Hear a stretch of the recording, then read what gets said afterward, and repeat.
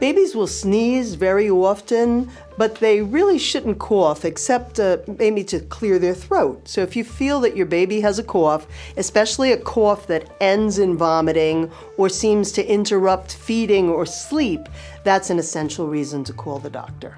Los bebés estornudan mucho. Si empiezan a toser, no pueden dormir o están tosiendo y vomitando, deberías de hablar a tu doctor.